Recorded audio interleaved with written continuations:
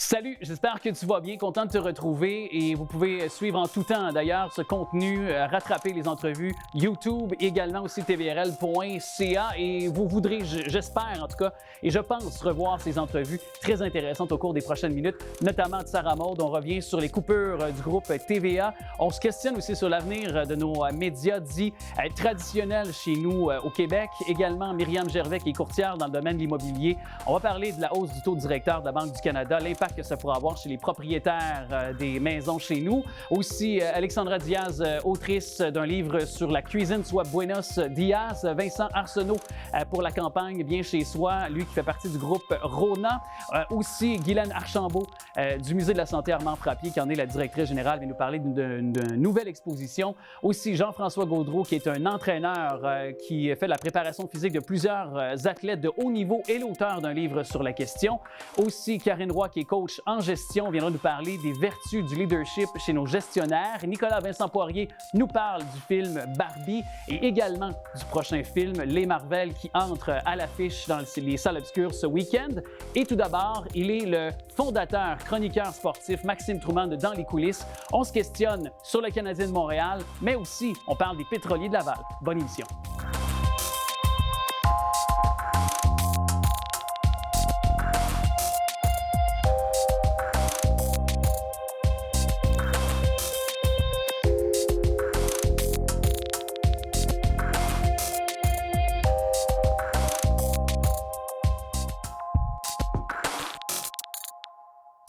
Je suis bien content de l'accueillir. On collabore ensemble sur d'autres plateformes et là, il se joint avec nous sporadiquement. Déjà, je lui annonce qu'il va venir nous faire un tour dans cette émission.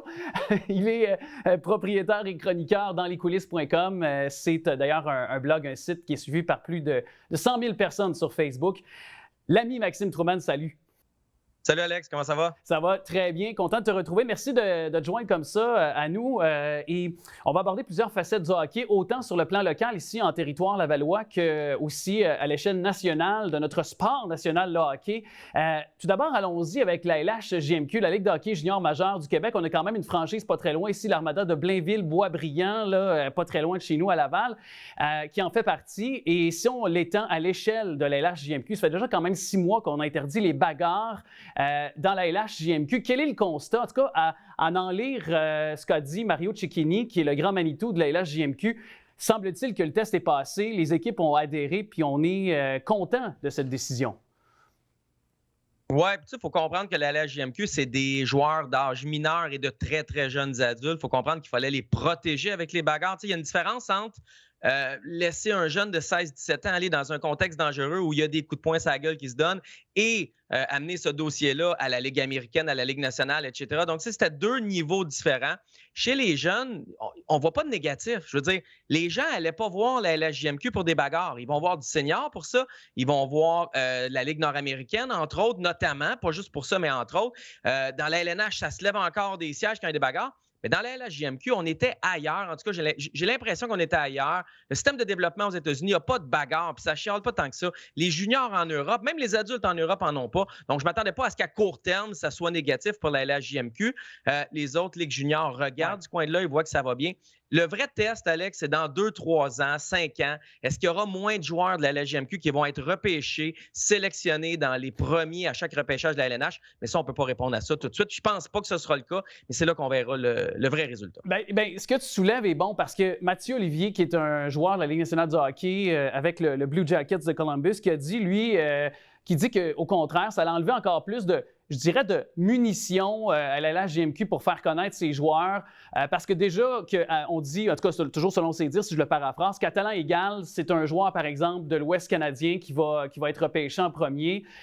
Lui dit que ça ne va pas aider l'image de la Ligue non plus. Qu'est-ce que tu rétorques à ça? C'était déjà un peu comme ça, même avec les bagarres. Je pense pas que ça va changer. Je pense que c'est au style de jeu de la Ligue. Tu sais, déjà, le Québec est souvent sous-représenté dans nos équipes canadiennes juniors, est souvent sous-représenté au repêchage. Puis il y en avait des bagarres, là. Il était permises quand même. Fait que je pense pas que ça joue un rôle. Je pense que c'est plus gros que ça. Est-ce que le jeu est moins robuste? Est-ce qu'il y a plus de petits attaquants, petits joueurs, petits défenseurs? Mais en même temps, je mets un bémol à ce que Mathieu Olivier a dit. faut comprendre que les joueurs, entre eux, vont se backer, entre parenthèses. Il faut comprendre que les joueurs, c'est un syndicat. Ils se tiennent. Si vous nous écoutez dans votre usine ou dans votre commerce syndiqué, vous n'allez pas lancer un collègue en dessous de l'autobus. Vous n'allez pas lancer un autre corps de métier en dessous de l'autobus. Et les joueurs, à chaque fois qu'ils prennent la parole, sont pour les combats ou presque. C'est quasiment 100% des joueurs de la LNH qui sont pour les combats. Fait qu'il faut en prendre puis en laisser. Ils ne vont pas lancer les combats non plus en dessous de l'autobus puis les critiquer parce qu'à côté d'eux, il y a quelqu'un qui gagne sa vie à se battre puis à les défendre quand c'est le temps de se défendre. Fait que, il faut aussi voir la position de chacun dans ces dossiers-là. C'est sûr, puis on est bien loin de l'époque où même la LHJMQ avait ses bagarreurs, les Peter Worrell, tu te rappelles, les Georges Larac également, c'était des joueurs qui étaient repêchés même dans les premières rondes là, dans la Ligue nationale. Là. On est bien loin de cette époque-là. On voit que ça a changé effectivement, juste en voir le talent qui émerge de toutes nos ligues canadiennes. Mais en même temps, c'est de voir la décision que la LHJMQ a prise. C'est un précurseur en Amérique du Nord, en tout cas du moins au Canada, parce que les autres ligues de hockey junior de l'Ouest et de l'Ontario n'ont pas la même position encore là-dessus. Et souvent au Québec, on est précurseur au Canada en termes de hockey. On l'a vu avec les mises en échec aussi par le passé. Donc, je pense que tu as raison en disant que ça va juste prendre une question de temps, puis probablement que les autres équipes juniors vont adhérer à ça aussi, je pense. Là. Les bagarreurs dans la LNH viennent pas tous de systèmes où ils se battaient à 16 ans.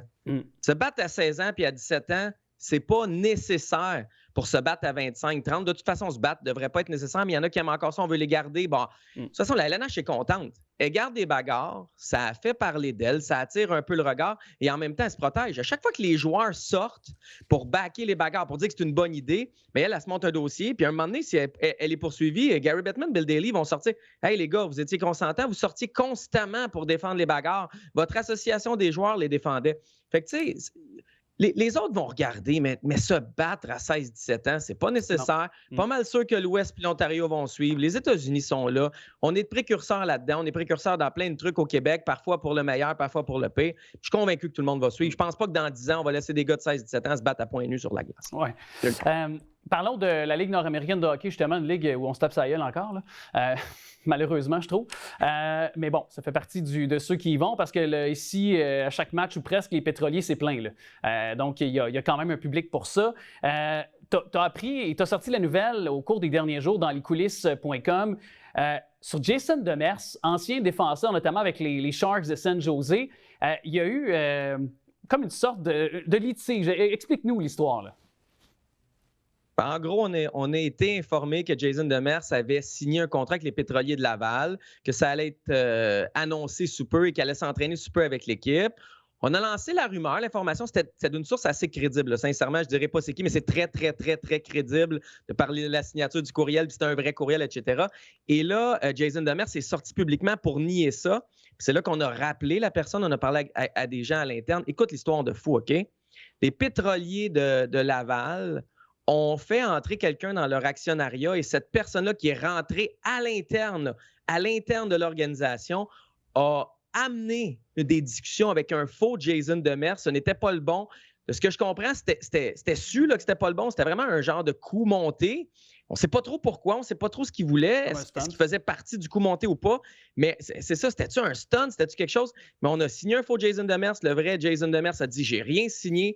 La Ligue a sorti la nouvelle, l'équipe a sorti la nouvelle. C'est des communiqués officiels. C'est pas une histoire de une source, deux sources. C'est des communiqués officiels. Puis finalement, on a dû reculer sur cette nouvelle-là. Et finalement, il n'y a pas de Jason Demers. Crois-moi, les pétroliers travaillent très, très fort derrière les portes closes pour savoir exactement ce qui s'est passé. Et on ne veut plus avoir l'air fou comme ça. Et la Ligue non plus ne veut plus avoir l'air folle parce que cette Ligue-là, elle est déçue. Elle est tannée qu'on parle d'elle juste quand c'est négatif. On ne parle jamais des tours du chapeau. Dans la Ligue nord-américaine de hockey, on parle des bagarres, des coups montés comme ça, des faux Jason Demers, etc. On est tanné de la mauvaise pub. On a hâte d'en avoir de la bonne ou au moins pas de pub, genre. Oui, puis il y a des bons éléments dans cette ligue-là. Je pense à un Simon Danny Pépin qui joue avec les Éperviers de Sorel-Tracy, spontanément Philippe Desrosiers aussi, qui a déjà été repêché dans la Ligue nationale, qui s'aligne avec les Éperviers aussi de Sorel-Tracy. Cette année, ça me vient pour spontanément des noms comme ceux-là qui se sont greffés à la Ligue cette année, là.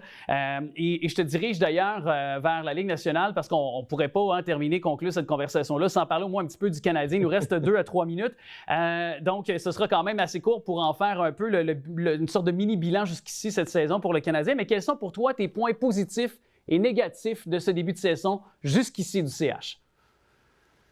Alex, il y a plus de positifs que de négatifs. On ne s'attendait pas à ça du Canadien. Tu sais, Cole Caulfield produit, marque des buts, peut-être pas tant que ça, mais ramasse des mentions d'aide. Jake Allen, Brendan Gallagher, c'est des vieux gars qu'on n'attendait plus, qu'on voyait comme des lourdeurs financières ou comptables. Caden Goulet, Mike Madison derrière, ça va bien, mais il reste des points négatifs.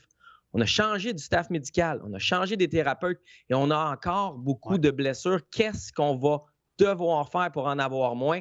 Et tu as toujours Slavkovski et Anderson. Ces 2 attaquants qui ne produisent pas, sont payés pour produire. On s'attend à ce qu'ils produisent et ils ont du gabarit sur les ailes. On veut les voir être actifs, être efficaces et ils ne le sont pas. Il y a plus de positifs que de négatifs, mais il y a encore des dossiers à régler chez le Canadien. Bien, tu sais, tu parles de Slavkovski. Il a 19 ans seulement. C'est un premier show au repêchage. Je comprends qu'on veut le voir, un joueur de cet ordre-là, à cette position-là sélectionné, on veut le voir produire puis progresser, peut-être plus rapidement que d'autres, mais on n'a pas qu'à oublier un Guy Lafleur. Je sais que c'est un autre temps, mais avait été sélectionné au premier rang et ça lui a pris 3 ans avant de débloquer dans une équipe qui était d'ailleurs pourvue de talent dans les années 70 avec le Canadien. Donc, je veux juste mentionner ça pour dire qu'il faut être patient avec nos jeunes puis avec Slavkovski aussi. Puis est-ce que pour toi, c'est de le mettre un peu en confiance en l'envoyant dans la Ligue américaine de hockey pour qu'il peut-être trouve une certaine confiance et qu'il revienne par la suite dans la Ligue nationale? Ben, c'est 2 philosophies qui s'opposent. D'un côté, Joe Thornton, ça a été long. Jack Hughes, ça a été long. Ça a tout été long. Mais en même temps, il y a eu plein de joueurs qu'on a beau leur avoir donné plein de temps, plein de chances. Ils n'ont pas éclos, Alexandre Daigle, etc. Fait que c'est difficile, la décision à prendre. Ça dépend de quelle école de pensée on est. C'est la même chose. Est-ce que quand on a un plan, puis il y a des chamboulements dans la saison, comme Martin Saint-Louis a dit, on reste quand même focus sur notre Waze, notre application qui nous amène à bonne distance. Ou de l'autre bord, l'autre philosophie, c'est quand on fait une erreur, on ne la répare pas en commettant une deuxième. Il y a juste les fous qui ne changent pas d'idée. Écoute, il y a tellement d'opinions qui s'opposent. Moi, personnellement, je pense que si à Noël, en tout cas 2 semaines avant Noël, ça ne s'est pas replacé, il faut envoyer Slavkovski au championnat mondial junior et ensuite lui donner du temps de jeu à Laval. Mais laissons-lui encore quelques semaines. On espère qu'il va se replacer dans la LNH, même si ce n'est pas une ligue de développement. Ouais. En tout cas, c'est nous qui pourrions en profiter, les gens de Laval, avec le Rocket, de le voir à l'œuvre. Je ne souhaite pas pour le développement du jeune, mais nous, on aimerait ça en tant que partisans du Rocket de Laval, de le voir chez nous à la Place Belle. Un grand merci. On remet ça quand tu veux, mon cher Maxime Trouman, dans lescoulisses.com. C'est la référence pour tout connaître du sport et du hockey. Un plaisir de t'avoir accueilli dans cette émission. Merci, Alex. Salut tout le monde.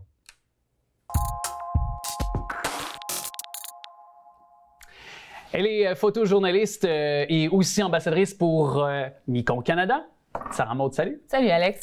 On va parler d'une grosse nouvelle. Oui, ça fait plusieurs jours que c'est sorti, qu'on a appris cette triste nouvelle, mais qui, toi, dans ton quotidien, dans le mien aussi, nous impacte et qui plus est aussi pour les gens qui nous regardent actuellement, parce que c'est tout l'écosystème qui est en train de changer du domaine médiatique. Déjà en amont, au début de l'année, puis on l'oublie, mais au début de l'année 2023, il y avait eu des coupures pour le groupe TVA. Déjà, c'était annonciateur que si la situation ne se replaçait pas, qu'il pouvait y avoir d'autres chambardements. Meta arrive, complique évidemment les choses, ça n'aide à rien. On n'a plus accès pour les utilisateurs des réseaux sociaux du groupe Meta, là, Instagram par exemple ou Facebook, on n'a plus accès aux médias canadiens, doit-on le stipuler. Alors là, évidemment, ça empêche des revenus. Et le gouvernement fédéral, ça c'est une autre chose, on pourrait se pencher là-dessus, c'est très politique, mais qui encourage des multinationales, mais qui n'aide pas ses propres médias canadiens et qui permet à d'autres plateformes comme Netflix, par exemple, de continuer aussi à ses créateurs d'engranger de grands profits, mais n'aide pas des diffuseurs comme justement le groupe TVA. Je vais pas m'emporter, là, mais parce que ça vient me chercher vraiment de façon intrinsèque. Étant un ancien de TVA, il y a encore beaucoup d'amis là-bas. Je dois te dire que j'étais vraiment attristé. Je ne sais pas comment toi tu l'as accueilli, cette nouvelle-là, parce que tu connais beaucoup de gens aussi à l'intérieur de l'entreprise. Là. Bien, oui, ça fait longtemps, en fait, que de plus en plus, à chaque année, TVA renvoie des personnes. Ça a commencé par beaucoup de photographes. La journée où Pierre Karl a décidé d'en renvoyer, par exemple, on était une quinzaine, vingtaine avant sur le terrain. Maintenant, on est quoi, 5-6? Donc, à partir du moment où maintenant, il y a eu un photographe qui remplaçait pour 4-5 magazines en maintenant. Donc, depuis longtemps, de toute façon, Pierre Karl, ça faisait longtemps qu'il disait que le modèle d'affaires ne fonctionnait plus comme ça.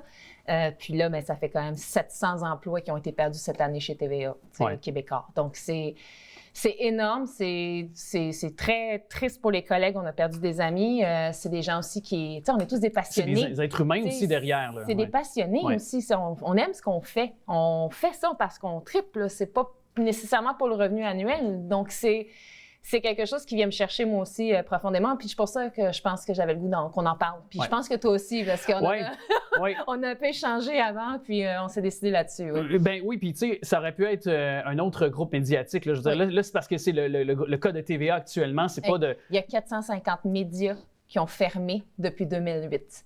On parle, mais juste le voir, par exemple. Le journal Métro, récemment. Métro, Canoë. C'est toutes des choses, des médias, des plateformes qui n'existent plus. Donc, on est vraiment, on le savait, ça fait longtemps qu'on est dans une crise médiatique, mais je pense que les gens ne se rendent pas compte de l'impact que ça a. Si on regarde pendant la COVID, là, on était tous accrochés après. On a besoin des médias, on a besoin de divertissement. On l'a vu pendant la COVID, justement. Puis les gens étaient vraiment accrochés aux nouvelles. Donc, on en a encore besoin, mais je pense que tout le monde est un peu pris dans son mode de vie. On est tous en train de courir après notre queue. Donc, c'est sûr qu'à un moment donné, comment est-ce qu'on peut faire pour faire en sorte que la culture, les médias et tout ça existent en réalisant que c'est important pour nous? Oui. Bien, ce que tu mentionnes, c'est le cas, puis on le dit très souvent, mais du journalisme d'enquête, là, ça prend des moyens. Et c'est souvent le chien de garde de la société, c'est souvent ce qui permet à la démocratie de continuer d'opérer. Combien de fois, dans les dernières années, là, de tous les temps, mais dans les dernières années, on a vu des gouvernements qui ont reculé devant des projets de loi, qui ont fait, grâce aux journalistes qui ont fait des enquêtes, qui ont fait connaître des détails, par exemple, derrière des projets de loi qui pouvaient, pour certains groupes, des individus, porter atteinte à leur quotidien ou, bref, à leurs conditions de vie. Puis par la suite, on a dû changer notre fusil d'épaule pour ces gouvernements-là. Je prends exemple là-dessus, ne serait-ce que... Depuis le début, les médias sont là pour protéger, instruire, informer la population de ce qui se passe dans les coulisses, entre autres du pouvoir, par exemple. Donc, les médias ont toujours été une forme de protecteur, de dénonciateur pour le citoyen.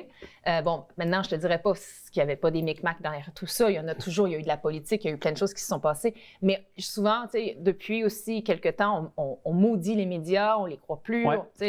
Trump y a participé, entre autres. Mais à la base, on s'accroche à un ou deux médias qui ont peut-être fait des erreurs. Mais quand on regarde réellement la déontologie journalistique, elle se tient encore aujourd'hui. C'est super important. Les gens sont réellement impliqués.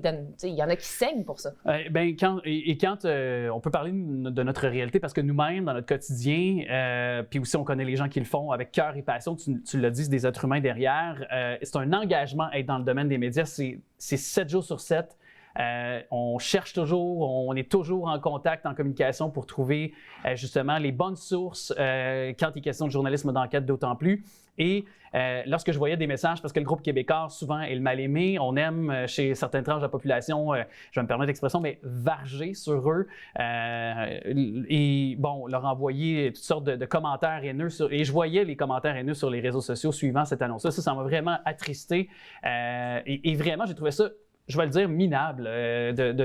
C'est des familles, c'est justement des êtres humains derrière. Puis, si on regarde les solutions à court, moyen terme, est-ce que c'est de créer, par exemple, quand il est question de notre télé québécoise, de nos séries québécoises, par exemple, on dit souvent, puis on n'arrête pas de le marteler sur les plateformes, qu'on est capable de faire de grandes choses avec peu au Québec. Quand il est question de production. Ça fait longtemps qu'on le fait. Ça fait longtemps qu'on le fait, ce rythme infernal-là de production. Mais est-ce que là, justement, devant l'éventualité où il y a de moins en moins d'argent, il y a des coupures après coupures aussi pour nos séries, est-ce que c'est peut-être de créer la fameuse plateforme qu'on entend tellement parler et qu'enfin les diffuseurs enterrent la hache de guerre et qu'on puisse créer pour l'écosystème qui est unique en Amérique du Nord, du Québec, cette fameuse plateforme, un peu comme le Tout.TV de contenu mais pour toutes les chaînes finalement. Est-ce que c'est, tu penses, réaliste? J'ai de la difficulté à me faire une opinion sur la question pour le moment parce que je suis toujours partie du principe que c'était pas bon de mettre tous ses œufs dans le même panier. Maintenant, quand on regarde au niveau, par exemple, culturel, les producteurs n'ont plus d'argent. J'ai écouté une entrevue avec Alexis Durand-Brou, qui est réalisateur et producteur. Lui, il a un cachet de réalisateur, mais pas de production. Il ne gagne pas. Il produit, il met de l'argent, mais il gagne 0 $ sur ce qu'il fait. Quand je regarde au niveau des médias, mettre tout sur la même plateforme, je sais pas, parce que c'est bien d'avoir quand même des médias. C'est un peu comme la compétition. C'est bien d'avoir une entreprise qui te compétitionne. Donc, est-ce que de tout mettre sur la même plateforme, ça ne va pas créer une forme de même ligne de pensée sans avoir une ligne contradictoire? C'est la question que je me pose.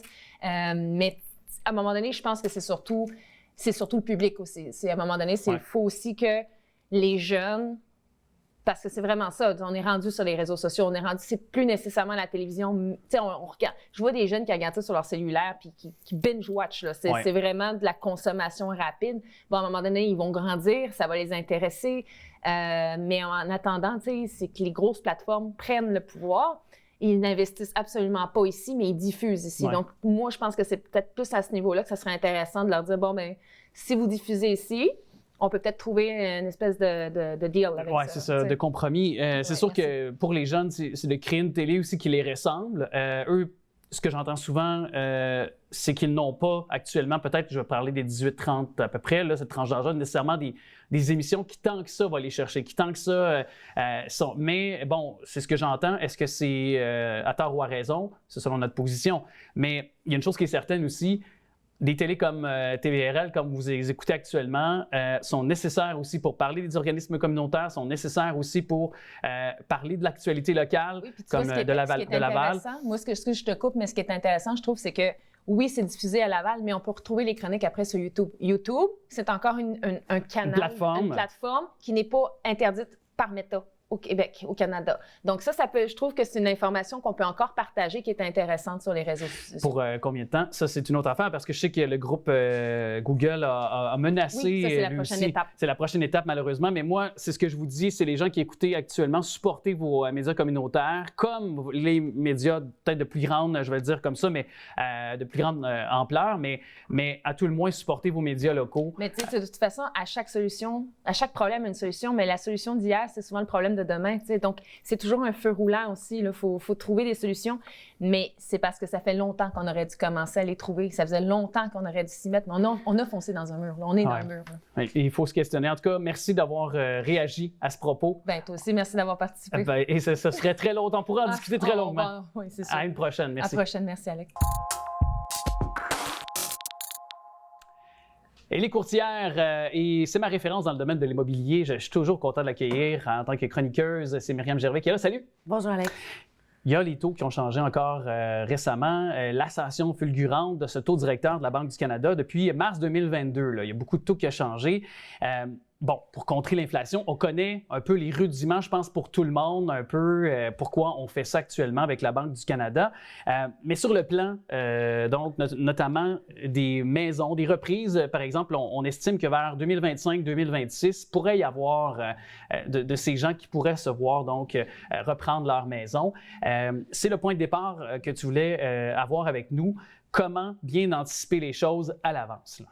Exactement, parce que, bon, dans les médias dernièrement, on entend beaucoup parler des fameux taux d'intérêt, les gens qui risquent de perdre leur maison, les difficultés de payer des gens, puis tout le monde est bien stressé de tout ça, mais personne ne sait exactement quoi faire avec ça. Donc, on sait qu'il y a un problème, on sait que ça peut être problématique pour plein de monde, mais on ne sait pas trop comment régler ça. Oui. Est-ce que tu penses, là, avant toute chose, le fait que les médias en parlent beaucoup, puis je ne dis pas que c'est pas correct de le faire, mais on en a beaucoup parlé. Est-ce que ça n'envoie pas aussi, ou ça ajoute pas un niveau de stress dans la collectivité? Parce que, veut pas, on dirait qu'on gonfle davantage aussi peut-être le niveau de stress chez les gens, là. Oui, j'aurais tendance à dire que c'est la job des médias. Ouais. de pointer. Non, mais de pointer. Je suis là avec toi, ouais, donc c'est en toute connaissance de cause. Exact. Hein. Donc, oui, effectivement, c'est parce que ça peut devenir vraiment un gros problème. Donc, oui, le stress, il est normal qu'il y en ait un. De taper toujours sur le même clou, oui, ça peut être vraiment stressant pour certaines personnes, mais tant mieux. Si vous êtes stressé, c'est le temps d'agir. Ouais. Mais comment? Quelle est la porte d'entrée? Bon, première chose, pour ceux qui ont des taux variables en ce moment. Donc, on le sait, là, sur une hypothèque, on a des taux variables. Donc, ça va avec le taux directeur, ça change, c'est variable. Puis, on a des taux fixes. Les taux fixes, on peut les avoir fixés pour 1 an, 2 ans, 3 ans, 4 ans, 5 ans. Moi, je prends les exemples de taux variables et taux fixes 5 ans. Donc, les gens qui ont un taux variable, tant aussi longtemps que votre paiement couvrait les intérêts, la banque n'obligeait pas à l'augmenter. Donc, si vous ne l'avez pas augmenté de vous-même, normalement, là, vous devriez payer à peu près juste des intérêts, pas de capital. Ce que ça veut dire, c'est qu'à tous les mois, votre paiement, il n'y a rien qui va à diminuer ce que vous devez à la banque. Vous ne payez que des intérêts. Que les intérêts, oui. Ça peut aller même jusqu'à, si jamais on ne paye pas assez, bien que ça s'ajoute. Fait que, mettons, on doit 100 000. À chaque fois qu'on paye, au lieu que ça diminue, à chaque fois qu'on paye, ça l'augmente. Ouais. Peu importe le paiement. Je n'ai pas fait de calcul de chiffres parce que c'est des cas uniques à chacun. Là, ouais. Mais sachez que si vous ne l'avez pas augmenté de façon volontaire, vous n'êtes pas allé à votre banque pour demander une augmentation de paiement, probablement qu'en ce moment, vous ne payez que des intérêts. Mais la dette reste toujours là et elle ne diminue pas. Elle ne diminue pas et elle peut même augmenter. Chose qui est comme du jamais vu, mettons, moi, depuis que je suis en immobilier. Des dettes qui augmentent. Aussi, pendant la pandémie, les gens qui ont fait des reports de paiement parce qu'on avait des difficultés financières, sachez que oui, ça l'a aidé dans ce mois-là ou les mois que vous avez eu besoin, mais que ça a été remis sur du long terme. Donc, ça s'accumule. Exactement. Fait que là, c'est sûr que la première, avant de paniquer, on check nos statuts à la banque. Oui. On regarde si on paye encore du capital ou pas. Si jamais on réalise là, que ça ne fonctionne pas, qu'on s'en va vers le haut, bien, il y a des options. Quelles sont ces options, justement? C'est sûr que si vous êtes pas déjà à la gorge, parce que je veux pas 33% des gens en ce moment ont beaucoup de la difficulté là, avec les paiements et ça l'augmente, en fait. Donc, si vous êtes capable, la première solution la plus logique, c'est d'augmenter votre paiement. Donc, si, exemple, je ne sais pas, vous payez 2 000, bien, d'aller l'augmenter de 50, 40, 30 même 100 si vous êtes capable de mettre 4 000, tant mieux, votre capital va se remettre à descendre. Puis quand on va renouveler ou si le taux augmente, bien, vous allez quand même être lousse. Je sais que c'est pas réaliste, on peut pas tout se dire. Je pense que non, surtout contexte inflationniste comme on a actuellement. Là. Mais non, tu sais, quand même, je te dirais, paye le double de ton hypothèque, bravo, plus facile à dire qu'à faire. Ouais. Si on n'est pas capable, donc, premièrement, il faut aller voir si votre situation. Si vous êtes des jeunes professionnels qui ont un salaire qui augmente dans les prochaines années, bien, on peut aller voir si vos augmentations par rapport à ce qui va se passer vont être logiques ou non. Si vous êtes des gens qui s'en allaient vers la retraite et qui ont besoin de ces sous-là pour leur retraite, là, c'est encore plus important d'agir. Ouais. Parce qu'on a moins de temps. On a moins de... Puis c'est ça, puis l'entrée d'argent, à un moment donné, il va diminuer. C'est ça, exactement. Donc, si les paiements augmentent puis l'entrée d'argent diminue, on va se retrouver dans des problèmes. Alors, pour éviter ça, c'est sûr qu'il y a toujours la possibilité de vendre. Là, il faudrait voir. C'est sûr que si vous venez d'acheter dans la dernière année, vendre avec tous les frais qui y sont reliés, ça ne sera pas l'idéal. Si ça fait 4, 5, 10, 20 ans que vous avez votre maison, bien, normalement, l'hypothèque devrait être moins grande, mais il y aurait toujours possibilité. Puis trouver une valeur ajoutée aussi à la vente. Là. Avoir souvent, avec la spéculation immobilière, retrouver aussi une santé financière en quelque sorte, parce que pas souvent, on le voit avec la logique, ça prend plus de valeur si on a bien fait les choses, c'est-à-dire bien entretenu la maison et compagnie. Là. Tout à fait. Tout à fait. Puis en ce moment, dernièrement, on avait parlé qu'on était dans un marché plus stable. Là, on est toujours dans un marché de vendeurs principalement dans toutes les régions. Donc, c'est encore un bon moment pour vendre. Est-ce qu'il y a parce que là, tu parlais du taux variable, le taux fixe, qu'en est-il pour lui? Est-ce que c'est à peu près la même chose ou sinon complètement un autre horizon pour peut-être expliquer aux gens? Là?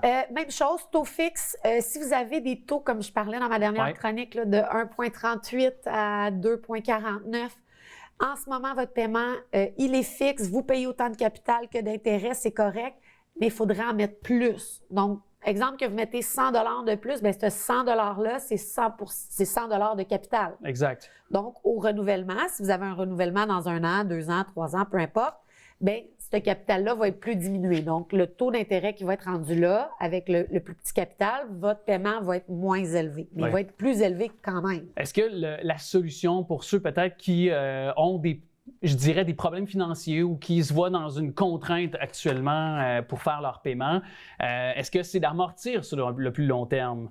Est-ce que c'est une des stratégies qu'on peut employer ou du moins qui est envisageable? Oui. C'est sûr que si on veut vraiment pas vendre, c'est la maison familiale, on veut garder absolument, On a une valeur sentimentale pour nous, mais par exemple. Puis on est prêt à serrer la ceinture. Oui, on peut aller dans un amortissement plus long, mais sachez qu'un amortissement plus long, c'est plus d'intérêt, plus de coûts. Donc, si vous avez de la difficulté maintenant à payer et que vous décidez de le faire sur plus long, bien, vous allez payer plus sur plus longtemps. Fait qu'en bout de ligne, il faut revenir à dire, est-ce qu'on est un jeune couple qui va aller en augmentant dans les salaires ou des gens vers la retraite qui vont diminuer en salaire? C'est un peu comme je vais me permettre l'espagnol, un peu comme un gambling, ça. Parce qu'on ne sait jamais notre situation financière dans 5, dans 10 ans. Est-ce qu'on va être encore en couple? Est-ce que, tu sais, c'est tous des réalités, ça existe, c'est possible aussi. Là, Bien, prenons un exemple de couple qui se sépare. Oui. Des fois, vendre la maison, on va dégager un profit. Mettons que ça fait, eux autres, ça fait 4 ans qu'ils ont la maison, ils ont acheté en 2019, juste avant. Là, ils se séparent. Fait que là, la maison a pris beaucoup de valeur, on vend la maison, on rembourse l'hypothèque de la maison, le profit est séparé en deux. Et là, avec le profit qui reste, le profit X et les salaires des deux, est-ce qu'on se qualifie à 6,49 pour racheter les deux? Dans beaucoup de cas, la réponse est non. C'est ça.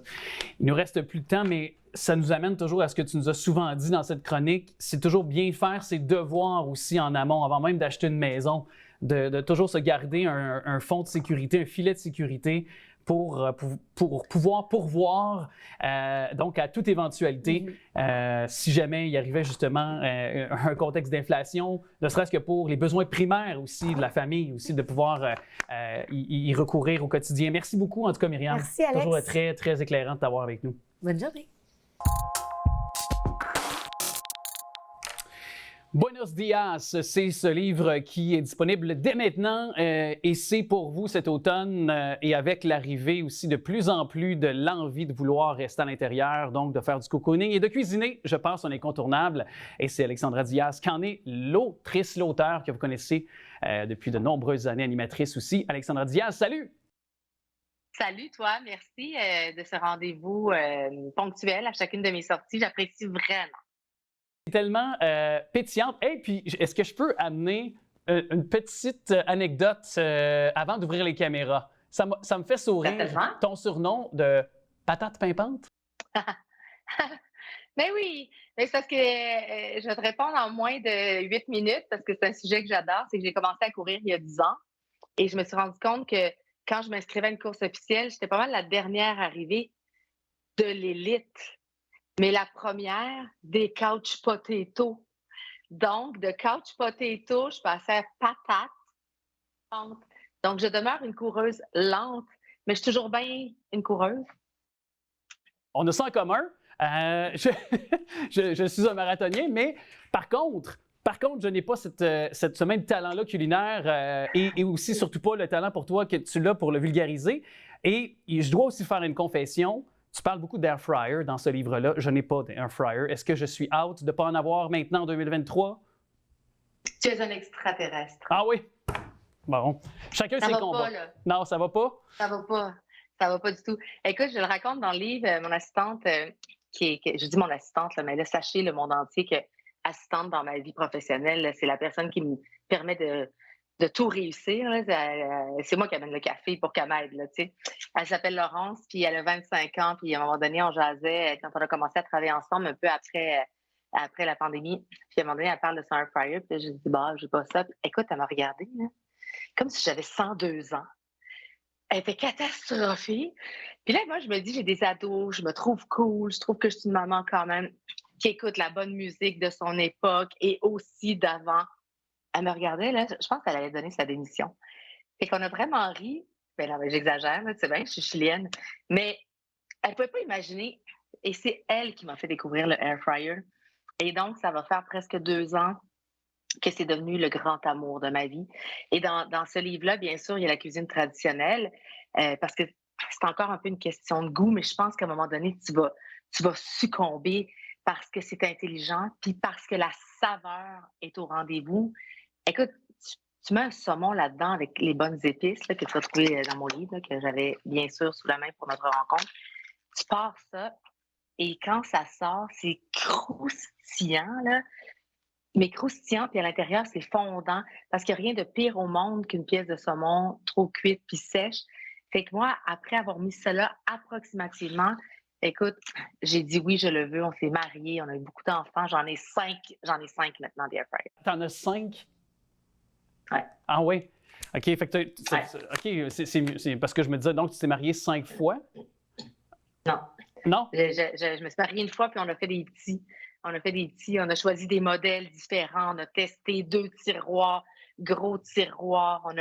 J'en ai un au chalet, j'en ai 3 au studio, j'en ai 2 chez nous, il y en a un chez mon chum.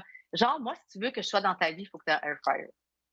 Achète un tout de suite. Mais trêve de plaisanterie. Ce que je remarquais dans ton livre aussi beaucoup, Buenos Dias, c'est que il y a cette envie, puis bon, ça fait partie, je pense, de nos jours maintenant avec l'inflation, le coût a explosé de nos aliments, mais plus que jamais, toi, ça fait longtemps chez vous avec les enfants, tu les as conscientisés à ne pas gaspiller, hein, carrément. Ouais.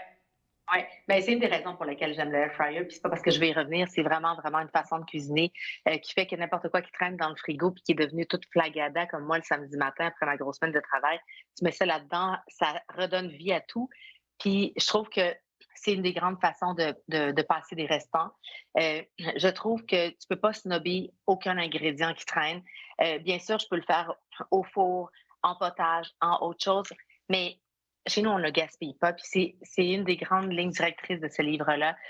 On ne gaspille pas la vie, c'est ce que je dis toujours à mes enfants. Fait que si tu te lèves de bonne humeur, retourne dans ta chambre, fouille, tu risques de trouver un petit soupçon de bonne humeur, tu reviens, parce qu'on ne sait jamais. Puis que tu es déjà assez privilégié dans la vie. Donc, mes 2 règles d'or, c'est on ne gaspille pas la vie et on ne gaspille pas d'aliments. Moi, je te jure, là, des fois, là, soit au studio, parce que je suis toujours en train de tester des recettes ou en train d'en faire pour mes réseaux sociaux, ou à la maison, mais il peut rester une bouchée, je te jure, je la jette pas. Je la mets dans un petit contenant, puis des fois, c'est ma collation. Puis des fois, ça peut être un petit bout de steak que je vais garder dans mon petit contenant hermétique. Je vais me sortir un tortillage. J'ai tout le temps des tortillas, là, ce qu'on appelle des tacos mous, là, pas des tacos en boîte. Dans le congélateur, je mets ça toujours dans l'air fryer ou sur le grille-pain ou dans le grille-pain. Je rajoute ma petite bouchée, je me mets une petite salsa, un petit légume qui traîne, une petite feuille de laitue, whoop, une collation, c'est réglé. Fait que pour vrai, je suis contente que tu en parles parce que ça fait vraiment mal ces temps-ci, là, à quel point les aliments sont chers, à quel point le coût de la vie a augmenté. C'est vraiment une grande difficulté pour bien des familles. Puis moi, je souhaite avec mon livre que le plaisir de manger soit au rendez-vous puis soit possible pour tout le monde. Moi, je suis une mère monoparentale, puis j'ai encore plus à cœur ceux qui pédalent, qui pédalent. Ben c'est ça. Et il y a une autre chose aussi qui est quand même assez décodable parce que je trouve que c'est très décomplexé sur le fait que, bon, il y a 9 sections dans le livre, 80 recettes si je m'abuse, puis il n'y a aucun tableau de valeur nutritive non plus, là. Donc, Ouais. c'est le plaisir de manger sans se sentir, tu sais, quand je parlais d'être décomplexé avec l'image corporelle aussi, tout ce qu'on a pu véhiculer ces dernières années, toi, c'est vraiment de retrouver le plaisir de manger. Oui. Mais c'est ça que, tu sais, moi, bien avant de faire Cuisine Futée, j'avais une maman qui m'avait fait lire tous les principes de nutrition depuis Louise Lambert-Lagacé, la papesse au Québec de la nutrition. Ensuite, j'ai fait le Cuisine Futée, un projet avec une nutritionniste et plusieurs nutritionnistes qui travaillent avec nous. Et mon précédent livre sur la course a été fait aussi avec une nutritionniste sportive. Donc, c'est un principe très, très important, la nutrition. Par contre, je ne peux pas croire que toute ma vie, je vais penser à ce que je mange. Je ne peux pas croire que toute ma vie, je vais me demander si j'ai mangé 4 grammes de fibres. À un moment donné, je prétends que les gens, on commence à connaître qu'une assiette équilibrée doit être pleine de couleurs. Si c'est beige, c'est pas grave, mais au repas suivant, fais ton petit effort. Si tu manges des pâtes à tous les jours, c'est beige. Tu manges la poutine à tous les jours, c'est beige.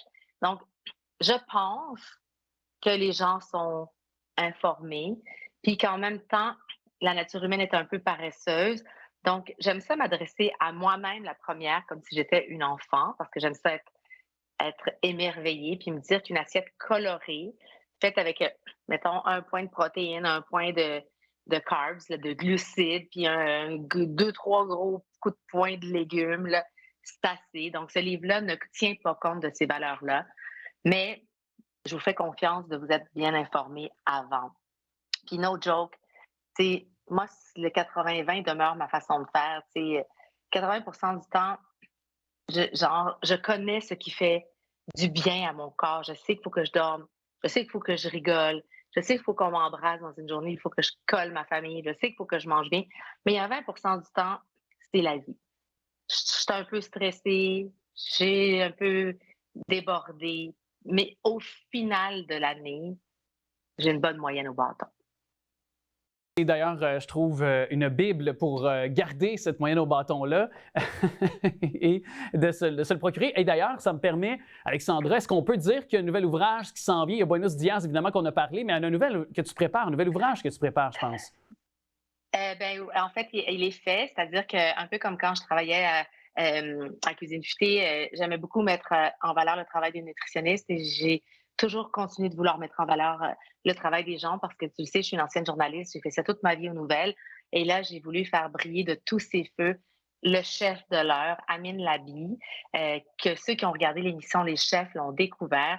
Et le gars là, où il aurait pu gagner, à un moment donné, il a tout sacré ça là pour aller jouer un autre, pour aller sauver un coéquipier. C'est Amine, là, c'est un gars que je veux dans mon équipe et donc j'ai mis à sa disposition mon studio, mes connaissances d'auteurs, de filles qui publient pour faire briller les recettes de ce chef-là. Et son livre, attends, je l'ai pas loin. Je vais peut-être, vous n'allez pas m'aimer, je vais faire le cadrage. Je suis appuyée sur Amine. Check ça, je suis appuyée sur Amine. C'est lui, check sa face. C'est une face d'amis. Donc, check si on fait un beau couple. Moi, je suis sa mère, lui, c'est mon fils. Accepter cette invitation, puis on va reparler de l'ouvrage certainement avec Amine et toi, pourquoi pas les deux, le père et la mère à venir nous parler du prochain ouvrage. Merci beaucoup, Alexandre. Non, la mère et le fils. Le père et la mère, je voulais dire la mère. Merci pour le compliment. Je l'aime, ton compliment. Moi. Tu vas l'entendre, il va être là, what's up, Alex? What's up? Non, c'est ma mère. Merci à toi. Je t'embrasse. Moi aussi. Merci beaucoup. La campagne Bien chez soi qui a été menée récemment durant tout le mois de septembre parmi toutes les quincailleries du groupe Rona et on en discute justement avec le directeur général adjoint du Réno Dépôt Laval chez nous, Vincent Arsenault. Bonjour. Bonjour. Qu'est-ce que c'est tout d'abord donc cette campagne Bien chez soi qui a été menée récemment chez nous là? Oui, campagne Bien chez soi, c'était la première édition qui a eu lieu dans presque tous nos magasins à grandeur du Canada du 1er septembre au 9 octobre. C'était chapeauté par la Fondation Rona qui célèbre ses 25 ans cette année. Bien chez soi, cette année, ce qu'ils voulaient, c'est vraiment se rapprocher plus de ce qui nous ressemble. On a des centres de rénovation en magasin. Donc, Bien chez soi, c'est pour revitaliser des milieux de vie pour des personnes en difficulté ou à rendre plus accessible, dans le fond, l'accès au logement pour ces gens-là. Et Dieu sait qu'on a besoin de logements actuellement, alors c'est quand même bien apprécié. Et combien d'argent vous avez été en mesure d'amasser, là? La grandeur du Canada, c'est plus de 730 000 qui a été ramassé dans 150 emplacements. Pour Laval, c'est plus de 15 000 qui a été amassé, ce qui est quand même très, très bien vu le contexte. Réno Dépôt Laval, on a été chercher presque 6 200 6 137 exactement, qui va être mis dans le fond à la maison Lester. Fait qu'on est super fiers de présenter ça aujourd'hui. Est-ce que vous savez de quelle façon l'organisme va par la suite dépenser l'argent? Est-ce que vous avez un peu eu vent là, des actions qu'on veut faire? Oui, excusez, c'est quelqu'un, dans le fond, c'est des gens qui travaillent pour aider les personnes qui sont victimes de violences conjugales, dont les femmes et leurs enfants. Ils vont offrir un hébergement souvent temporaire d'urgence où ils vont être bien en sécurité. Il y a un encadrement aussi qui est spécifique pour les enfants qui sont peut-être des fois plus en bas âge. Ensuite, il y a une ligne d'aide qui est là 24/7. Et ils vont les aider même avec des suivis à l'externe par la suite. Ils vont aider beaucoup la communauté en prévention aussi, des choses comme ça. Alors, vous avez fait œuvre utile. C'est le cas qu'on peut dire, qu'on peut mentionner, le mot est faible.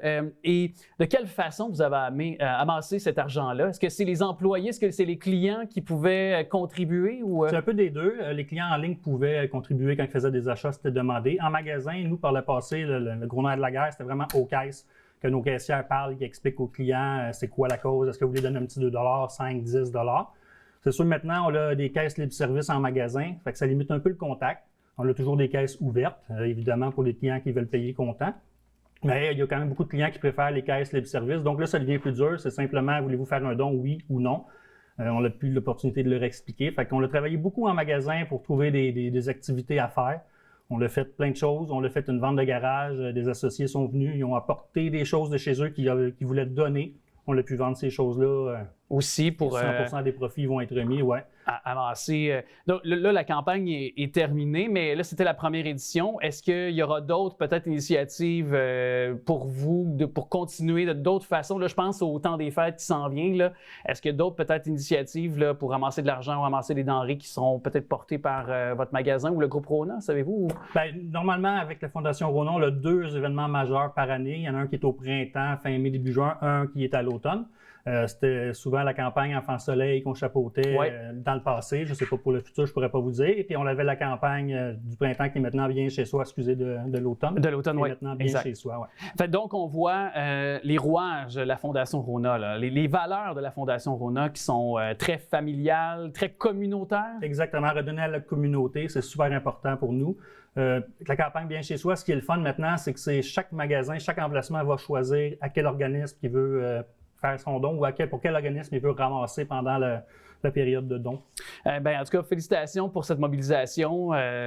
Salutations à toute votre équipe.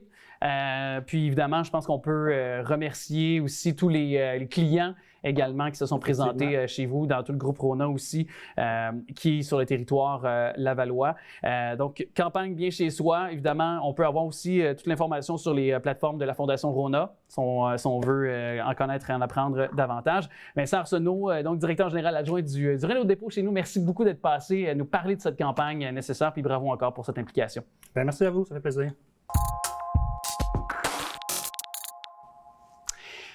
On l'accueille de façon quand même, je dirais, hebdomadaire presque. J'ai l'impression, mais c'est mensuel, mais je la prendrai à chaque semaine. C'est pour ça.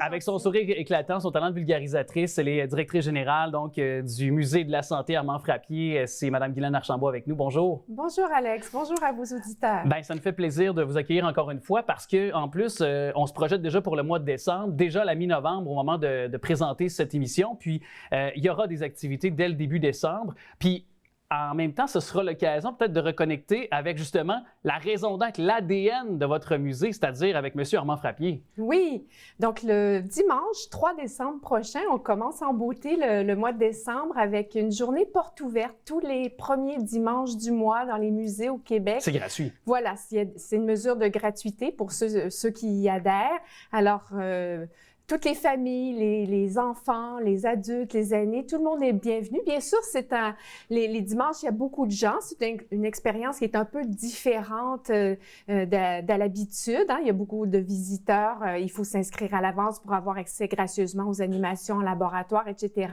Mais c'est un beau moment de culture de façon gracieuse. Et puis voilà, pour ce premier dimanche de décembre, on accueille pour une dernière fois cette année, on l'a fait à l'occasion de la relâche de façon ponctuelle cet été, donc les comédiens professionnels du réseau artistes qui vont venir interpréter une pièce de théâtre tout à fait originale qui parle de la vie et de l'œuvre du Dr Frappier et c'est accessible pour tous, à toute la famille. Et de quelle façon on se penche sur la vie du Dr Armand Frappier, là, ce personnage si fascinant? Oui, bien, on l'a voulu. En fait, c'est un modèle. Hein?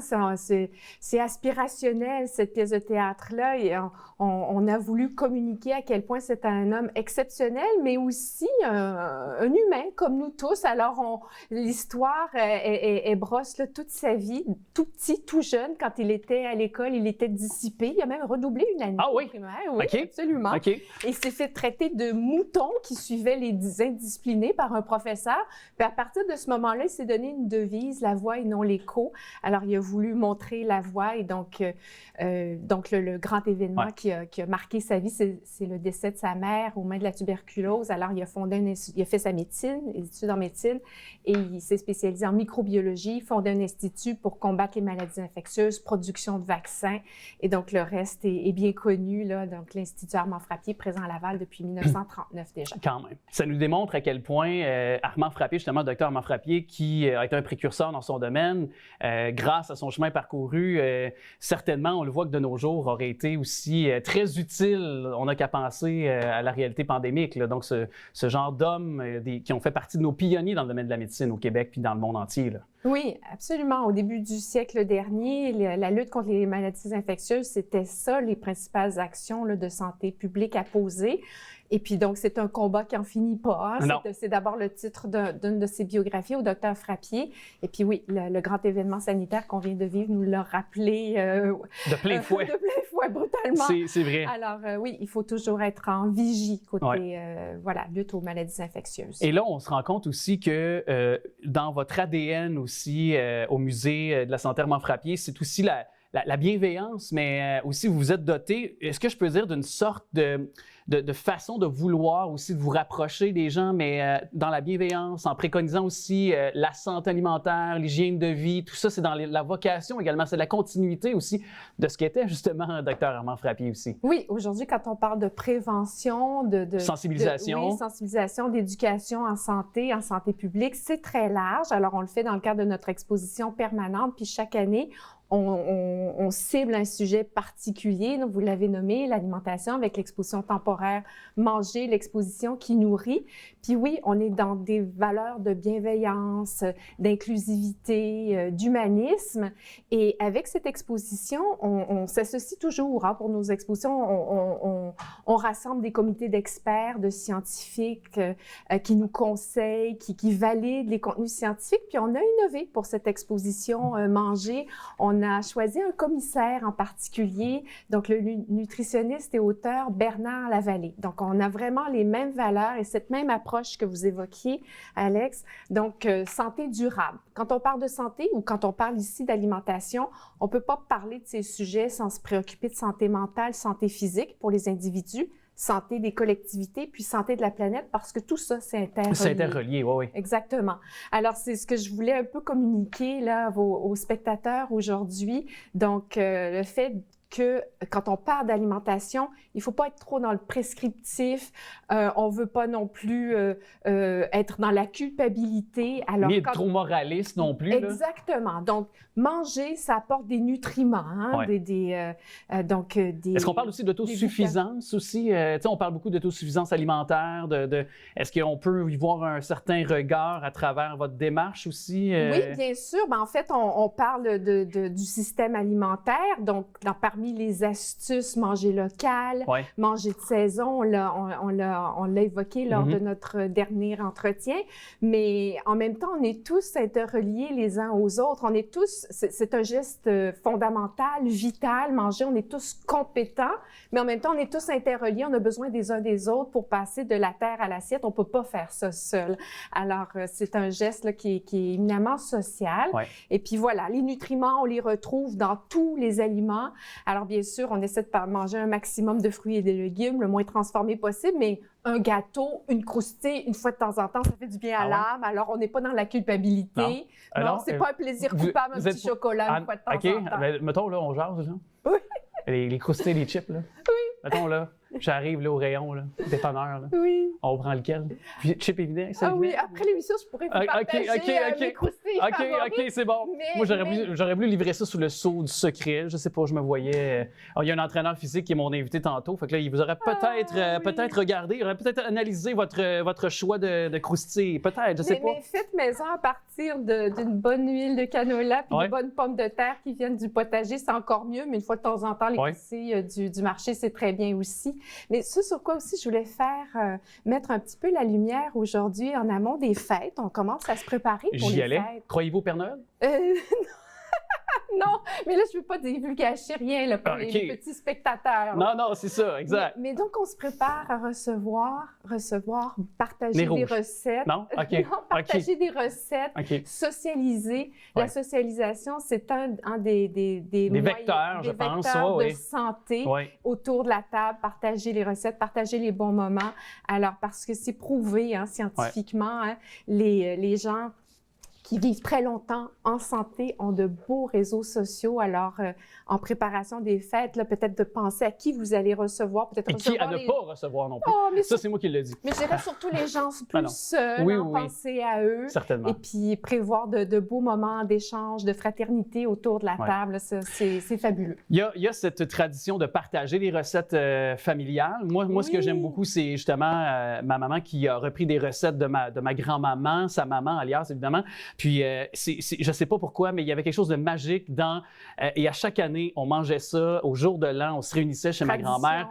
Et je te dis, les patates n'étaient pas blanches, étaient jaunes. Il y avait quelque chose là-dedans de magique. Et il y a le lard salé. Je ne sais pas pour vous, y avait-tu une tradition? Avez-vous une recette que vous avez reprise? Ça, je suis capable de vous le demander. Là. J'ai pas de dévoilement de votre tomate, de vos croustilles préférées, mais avez-vous au moins quelque chose à nous dévoiler là-dessus? Avez-vous une recette familiale? Peut-être une petite tradition qui nous vient de nos cousins français, la coquille Saint-Jacques. Ça, Ben c'est oui. fait beaucoup. Dans ma famille, là, c'était une tradition là, aux fêtes. Mais voilà. Mais moi, ce que je me propose pour ces fêtes-ci, c'est de tenter de nouvelles recettes. Ben Il y a oui. tellement de... La curiosité. Oui. Et puis, notamment au musée, vous pouvez vous retrouver sur notre site Web. On partage des recettes qui sont aussi là, partagées dans notre exposition Manger, notamment la molokhia d'une concitoyenne d'origine égyptienne qui nous partage là, sa recette. Alors, de belles découvertes à faire. Parfait, mais n'oubliez pas quand même votre coquille Saint-Jacques parce que mon caméraman Jacques, là, et vous venez de le traiter de Saint-Homme, alors il est très content actuellement derrière la caméra. Alors, je pense que vous devez absolument cuisiner une coquille Saint-Jacques juste pour lui. Muséfrappier.org.org, alors pour tous les détails.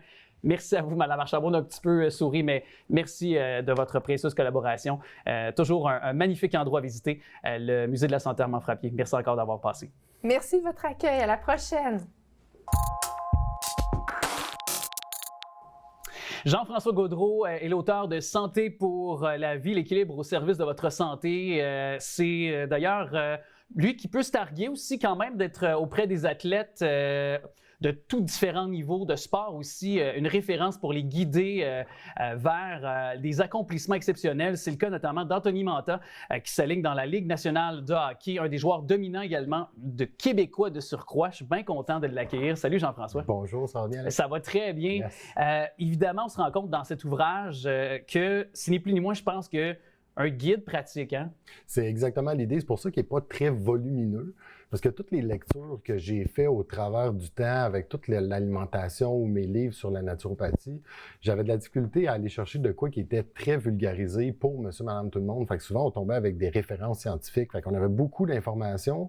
Puis souvent, on devait faire des recherches pour aller chercher justement qu'est-ce que l'auteur voulait dire parce que c'est un médecin et tout ça. Puis c'était correct. Mais tu sais, l'idée, c'est d'aller chercher un guide pratique où ce que les gens vont vraiment pouvoir se retrouver puis aller chercher des façons simples, justement, Ouais. de tester de l'alimentation puis travailler sur leur santé. Parce que c'est ça, là, ce qu'on doit dire, je faisais référence à Anthony Manta.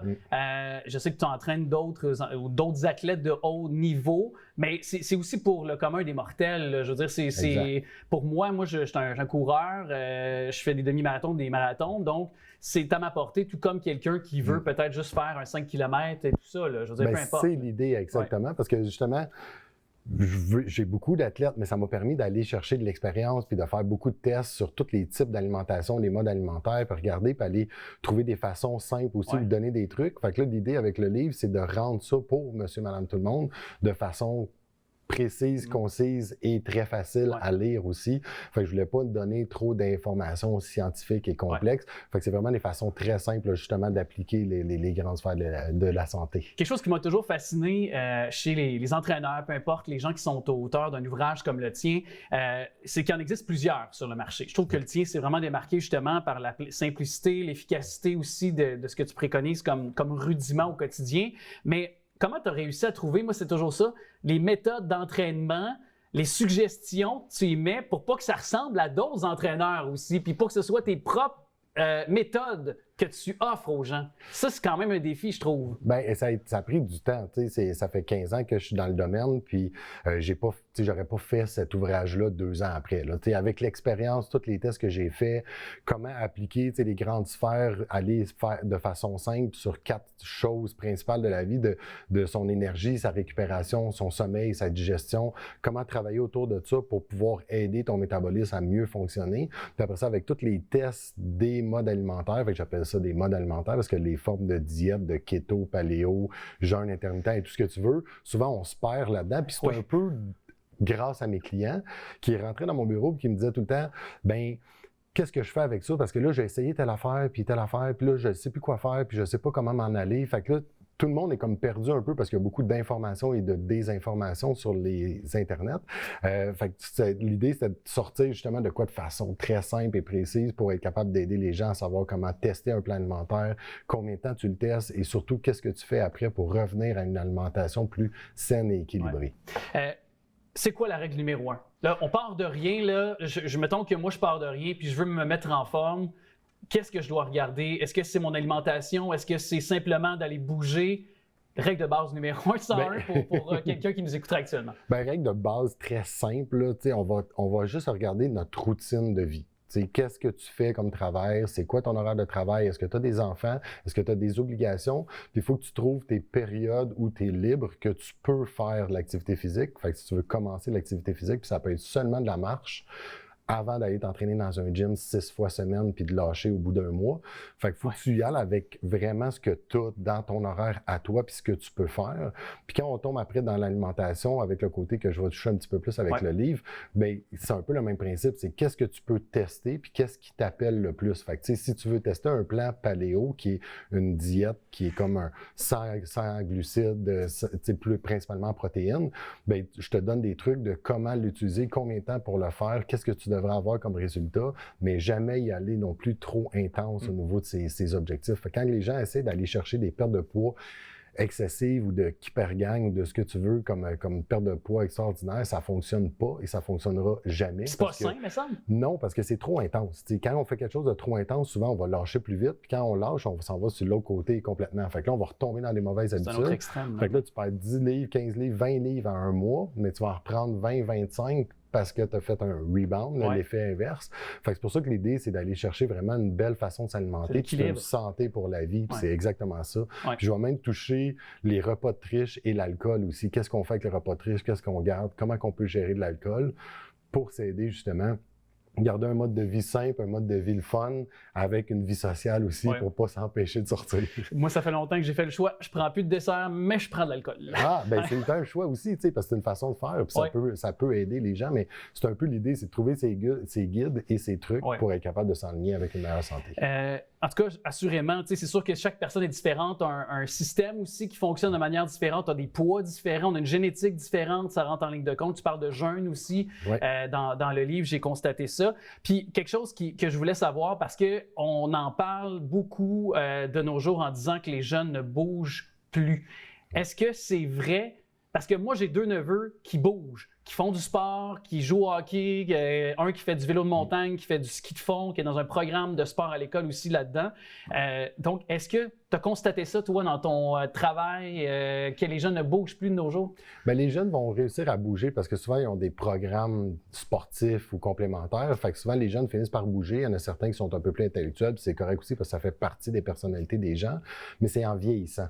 En vieillissant, là, on se rend compte que les gens, tu sais, on va sortir de la maison dans le garage, parce que surtout l'hiver, parce que là, on veut pas déneiger l'auto. Fait que là, on fait 4, 5, 6 pas pour se rendre dans l'auto. On va stationner dans un stationnement, on va prendre l'ascenseur. Fait que finalement, tu es rendu avec une montre intelligente pour calculer le nombre de pas que tu fais dans ta journée pour être sûr que tu as marché assez. Fait que ça donne une indication de « Ah ouais, on bouge pas assez ». Non, c'est ça. Et t'attends pendant une demi-heure pour avoir ton café à l'auto, commande à l'auto, parce que t'es même pas game d'aller faire 3-4 pas pour rentrer, pour sortir, pour aller chercher. Fait que c'est ça qui donne des indications sur le fait qu'on bouge beaucoup moins, qu'on est rendu avec des applications pour te faire signe de te lever puis de bouger, parce que là, en plus, on est rendu avec du télétravail. Fait que c'est encore plus facile. Les seuls pas que tu fais, c'est te lever pour aller manger dans le garde-manger. Changer à brasser de lavage. Ou aller aux toilettes. Fait que c'est vraiment de revenir avec une façon équilibrée. Puis on a plus d'accent sur l'alimentation parce que c'est la première chose qui va t'influencer. Fait qu'en travaillant autour de l'alimentation puis de ton sommeil, ta digestion, bien, tu finis par retrouver un équilibre de santé puis tu essaies de l'avoir le plus longtemps possible sans être obligé d'aller faire de l'activité physique trop intense, mais ça reste toujours un objectif aussi d'intégrer l'activité physique. Ça devient très, très important. Et j'ai encore un peu de temps, puis je sais qu'Alain, mon réalisateur, va être content que je te pose la question, Jean-François, parce que c'est un amateur de hockey, j'en suis un aussi. Est-ce que Anthony Mantha t'impressionne ou quel athlète t'a le plus impressionné à son contact? Est-ce que c'est par son engagement? Est-ce que c'est par ses résultats? Est-ce que pour toi, spontanément, cette question, il y a quelqu'un qui te vient en tête? Ben Georges Saint-Pierre a été quand même très impressionnant. C'est un athlète extraordinaire. Lui-même se qualifie comme une bébite. C'est vraiment une bébite. C'est un athlète passionné de tout. C'est un excessif, mais il pousse à plusieurs niveaux. Il est ouvert, il essaie plein de choses. C'est un athlète qui est très, très, très complet pour tout ce qui est sport de combat puis ce qui amène là. Au niveau du hockey, j'avoue, Anthony a vraiment une belle personnalité. C'est le fun, c'est un gars de hockey. Tu y parles, il mange du hockey, il aime ça. Un athlète que j'ai entraîné et j'ai suivi beaucoup, c'est Lars Eller, qui est un Danois. Ben oui, Lars, canadien notamment. Ouais, exact. Lars, lui, a été très impressionnant dans le gym aussi par ses qualités athlétiques. Ça a été assez impressionnant de le voir évoluer. Est-ce que c'est au niveau des charges qu'il était capable de monter, l'endurance, le cardio? Complet. Okay. Il est capable de s'adapter, puis il est le fun parce qu'on appelle ça, l'expression anglaise, c'est coachable. Fait qu'on est capable de l'enseigner dans l'entraînement, fait qu'il est ouvert à essayer des choses. Puis des fois, c'est un peu là que ça prend un athlète qui est ouvert d'esprit, parce que quand un athlète veut évoluer, c'est que tu peux pas rester dans la même chose que ce que tu fais si tu veux changer puis t'améliorer. Ce que Georges Saint-Pierre a très bien compris, parce que pour qu'il fasse de la gymnastique, qu'il fasse de la nage, qu'il fasse plein d'activités physiques au travers de ses entraînements pour donner des qualités athlétiques, bien, c'est ça qui devient important, c'est qu'il faut que l'athlète soit ouvert à essayer des nouvelles choses puis tester des nouvelles affaires pour pouvoir performer. Ouais. Ne pas se réserver qu'à un seul sport, finalement, pour pouvoir dominer dans son sport. Exactement. Fait que, ça devient important de tester d'autres choses. C'est pour ça qu'on voit de plus en plus les joueurs de hockey faire de l'activation avec un ballon de soccer. Fait que là, souvent, ils vont faire une activation différente que jouer au hockey. Ils font les joueurs dans le match, ils jouent entre eux autres. Là. Oui.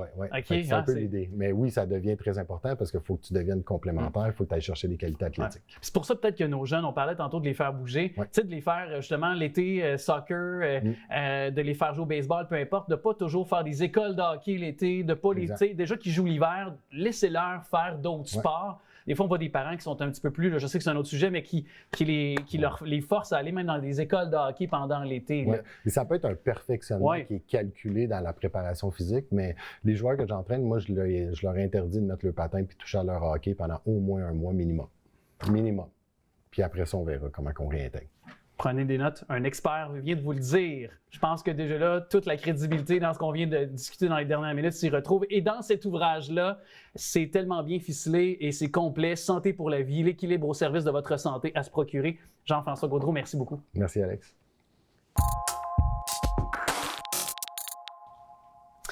Avez-vous peut-être un petit problème à la maison des fois pour gérer vos émotions dans certaines circonstances? Si ça fait peut-être 6, 7, 8, 10, 15, 20 fois que vous répétez à votre enfant de ne pas faire tel acte? Non, mais de façon plus sérieuse, des fois en tant que gestionnaire, en tant que patron, on a des décisions qui sont peut-être difficiles à prendre. On doit évidemment faire le tout en respect envers nos employés, envers nous-mêmes, aussi envers nos valeurs. Et c'est là où elle entre en ligne de compte. Karine Roy, qui est coach en gestion, est avec nous. Salut! Allô Alex, ça va bien? Ça va très bien. Je le disais, toujours dans le respect, mais parfois, en tant que gestionnaire, gérer ses émotions en tant que leader, des fois la ligne est mince entre perdre le respect de nos employés ou le conserver. Là. Puis c'est intéressant que j'aime beaucoup le parallèle que tu as fait avec les enfants parce que malheureusement, des fois, être un gestionnaire, c'est aussi gérer un peu une garderie. C'est plate à dire, mais c'est une réalité. Ah oui? Oui. Mais en fait, oui, puis c'est de rester en maîtrise. C'est ça le grand défi quand on est leader, c'est qu'on a une posture à tenir et qu'on le veuille ou qu'on le veuille pas, quand on est leader, donc on est à la tête, on est un chef ou on est un entrepreneur, peu importe le statut qu'on a, dès qu'on a un statut d'autorité, on a une posture à tenir. Et ça veut dire apprendre à se gérer et à gérer ses émotions. Oui, c'est ça, on est la figure, on incarne souvent l'entreprise, on est l'image aussi de groupe aussi. Ça également, il faut le dire. Justement, comment peut-on développer, parce que c'est pas inné en tout le monde, pour tout le monde, de pouvoir gérer ses émotions, de pouvoir aussi, par la suite, continuer d'être positif. Comment on peut le faire dans un quotidien, les développer, ces valeurs-là, ou ces portes d'entrée-là, finalement? Moi, j'appelle ça l'entraînement conscient. Donc, il faut d'abord être conscient de l'impact que l'on crée chez les autres. Il faut être ouvert aussi à avoir du feedback, donc entendre, ça peut être de son équipe, donc de demander la rétroaction de gens de qui on côtoie, de qui on est proche, ou de son équipe, et d'être ouvert à entendre la réponse. Donc, ça demande beaucoup d'introspection. D'humilité? Aussi. Non, mais je me mets dans la peau de quelqu'un qui est en position de tête. Parfois, ça doit être, c'est acte d'humilité. Puis par contre, est-ce qu'il y a des éléments déclencheurs extérieurs, intérieurs? Si on y va de ce que toi, en tant que coach en gestion, tu vois sur le terrain quand tu es au contact des entrepreneurs, des entreprises, quelles sont peut-être des fois ces choses-là que tu remarques? En fait, tout peut être un déclencheur. Ça peut être la façon dont quelqu'un parle, le ton, ça peut être une situation, ça peut être un contexte, ça peut être ton niveau, ton irritabilité de la journée qui fait que tu es plus... T'es plus en mèche courte, là. Oui, la mèche courte, comme on dit. Donc, en fait, ce qui est important quand tu es un leader, c'est d'être capable de te catcher. Tu sais, quand ça arrive, OK, je sens que je suis en train de vivre une émotion qui n'est pas bien plaisante, les fils vont se toucher, comme on dit, là. C'est peut-être le temps de prendre un peu de recul puis de sortir volontairement de la situation. Il y a des fois le stress qui est lié aussi à la charge de travail qui peut être un facteur. C'est tout à fait un facteur. En fait, j'ai envie de dire, je pense que c'est la première cause. Être à la tête d'une entreprise, c'est porter beaucoup de responsabilités. Donc, il y a un niveau de stress qui vient avec ça. Si on vit des difficultés plus importantes, que ce soit financières, dans la relation avec l'équipe, les employés, avec des clients, ça fait juste accentuer ce niveau de stress-là. À quel point doit-on être honnête envers les employés? Et je précise ce que je veux prendre comme direction. Si ça va mal, si on traverse en tant que gestionnaire une période difficile, si ça va moins bien au sein de l'entreprise sur le plan financier, si on vit une période d'instabilité, bon, peut-être que ça va apporter une certaine anxiété sur le plan du groupe de travail, mais en même temps, certains aiment mieux le savoir, donc vont peut-être être à même de mieux comprendre les enjeux de leur patron. Alors, si toi, tu frappes à la porte et tu sollicites peut-être, je sais pas, je dis ça comme ça, une augmentation de salaire, par exemple, ou un litige entre 2 employés, ça se peut que le gestionnaire ou le leader n'ait pas nécessairement le temps de pouvoir gérer la situation actuelle, même si ça ne veut pas dire qu'elle n'est pas importante, le cas échéant. Mais donc, jusqu'à quel point on doit être transparent aussi? Ça aussi, c'est je trouve, une autre question qui est importante, là. Bien, je pense que c'est important d'être authentique. Ouais. Tu sais, j'aime le mot authentique dans le sens qu'on tout se dit, mais il y a une façon de dire les choses et il y a un lieu, il y a un endroit, puis il faut aussi voir la maturité de l'équipe, être capable d'entendre certaines informations. Donc, dans une période où l'entreprise, mettons, vit des grandes difficultés financières, puis, mettons, il envisage peut-être de fermer ou de mettre à pied des postes, c'est certain que c'est extrêmement délicat. Ceci dit, quand on est un bon leader, on peut des fois voir venir des situations. Puis ça peut être aussi une belle occasion de mobiliser les troupes, tu sais, de reprendre l'équipe et de dire « Hey, on est capable de revirer ça de bord, guys », puis on le fait. Donc, ce niveau de transparence-là peut devenir super intéressant dans une option de mobilisation. Oui. Est-ce que c'est parfois dans ce genre de situation, si on sent qu'en tant qu'employeur, gestionnaire, veut pas, on se connaît, on écoute aussi les doléances de notre groupe de travail, est-ce que c'est aussi peut-être d'engager une firme qui va venir nous donner un coup de pouce sur le plan, tu sais, des fois, on invite souvent les employés à se former. Bien, en tant que gestionnaire, on peut se former si on sait que ce n'est pas inné en nous. Est-ce qu'on peut aller chercher de l'aide, justement, sur ce plan-là? Est-ce qu'il y a des gens qui peuvent nous guider? Tu sais, toi, tu es une coach en gestion, donc j'imagine qu'on peut faire appel à des gens comme toi aussi qui ont ce bagage-là. Oui, puis moi, je travaille avec les exécutifs, avec les leaders. Il y a des coachs qui vont se spécialiser dans des dynamiques d'équipe. Puis encore une fois, il faut juste voir aussi est-ce que l'équipe veut être coachée. Donc, il y a toujours ça qui est à prendre en considération. Ceci dit, le leader doit quand même avoir certaines aptitudes de gestion, de leadership. Et c'est à lui aussi de prendre les mesures pour apprendre à se gérer dans ces défis-là. Oui, et à maintenir ses décisions aussi. C'est-à-dire aussi, tu sais, un coup qu'elles sont entérinées, il faut être... Bien, c'est ça, être conséquent, puis constant dans cette prise de décision pour garder le respect, justement, puis je pense ne pas perdre. C'est toujours de trouver le sweet spot. Oui, c'est ça. Mais en tout cas, intéressant comme piste de discussion et de réflexion, assurément. Karine Roy, merci beaucoup d'être passée encore une fois, puis on se retrouve à un autre sujet prochainement, toujours dans ce contexte des chroniques où tu es coach en gestion. Merci beaucoup. Merci. Cet été, je suis allé aux États-Unis. Je suis allé à Boston et c'était immanquable. Chaque coin de rue, sur chaque trottoir où je voyais une femme, par exemple, il y avait du rose. Que ce soit comme accessoire des lunettes de soleil, ses souliers, sa sacoche, c'était le rose mur à mur cet été. Pourquoi? Parce qu'évidemment, l'effet Barbie s'est fait sentir, pas seulement qu'au box-office, mais c'était le phénomène. On l'a vu récemment à Halloween, qui n'était pas déguisé en Barbie. Lui-même s'est déguisé en Barbie. Et c'est... T'es sûr de ça, Alex? Oui, sûr de ça. Ici Nicolas Maison-Poirier qu'on trouve. Salut. Salut, Alex. Ben, c'est ça, non, t'aurais été Ken, toi, quand même. Oui, ben, je ne sais pas qui j'aurais été dans cet univers-là, mais ce que je peux te dire, Alex, bon, j'ai pas vu tous les films cet été qui sont sortis, mais de tous ceux que j'ai vus jusqu'à date, Barbie, c'est mon préféré. Est-ce que tu oserais dire que ce sera ton film de l'année 2023?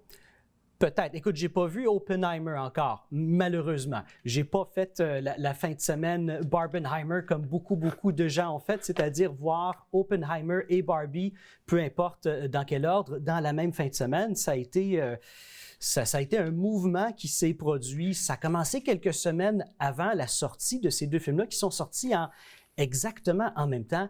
Et ces deux films qui sont totalement à l'opposé, on s'entend. Là. Et même John Carpenter, je pensais pas, mais a regardé Barbie puis il a aimé Barbie. Oui, et c'est tellement surprenant parce que, bon, même moi et beaucoup de gens, je présume, on ne s'attendait pas à aimer autant Barbie, qui n'est pas juste un film, oui, c'est basé sur les poupées créées par Mattel en 1959, et après ça, Ken est arrivé en 1961. Mais en dehors de ça, c'est un film qui parle, bon, de féminisme, de la place dans notre société, de diversité. Ça parle d'un million d'enjeux sociaux qui auraient pu être casse-cou. Disons, quand faire des blagues avec ce type de sujet-là, présentement, disons que c'est un peu touché.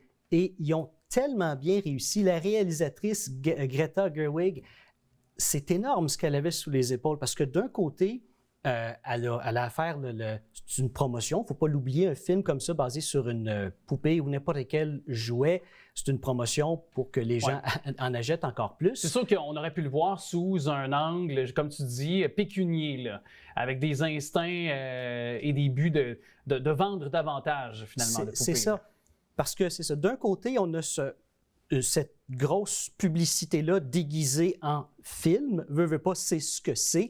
Et d'un autre côté, on a une grosse critique sociale, mais qui passe tellement bien et qui n'est pas si moralisateur que ça comparé à d'autres films où on sent que c'est une espèce de poids, il faut penser comme ça, agir de même, faire la bonne chose, sinon on est mauvais. Ça aborde tout le côté de, bon, les hommes et les femmes, leur place dans la société, notre existence, la vie, d'une certaine façon, avec de l'humour, tout en vendant des poupées, parce que c'est le but de la chose. Je trouve ça incroyable. Et ce qui est encore plus incroyable que moi, évidemment, mais en même temps, c'était pas un étonnement si intense que ça pour moi, mais quand même de voir que certains pays l'ont banni. Oui, tout à fait, certains. Des pays à saveur autoritaire, là, ont empêché la projection du film. Ça j'étais scandalisé, évidemment, notamment parce que là-dedans, comme tu dis, on fait la promotion de la femme, l'ouverture, dans certains pays où la femme est traitée comme moins que rien ou assujettie à des tâches, évidemment, où on ne la met pas en valeur dans le quotidien.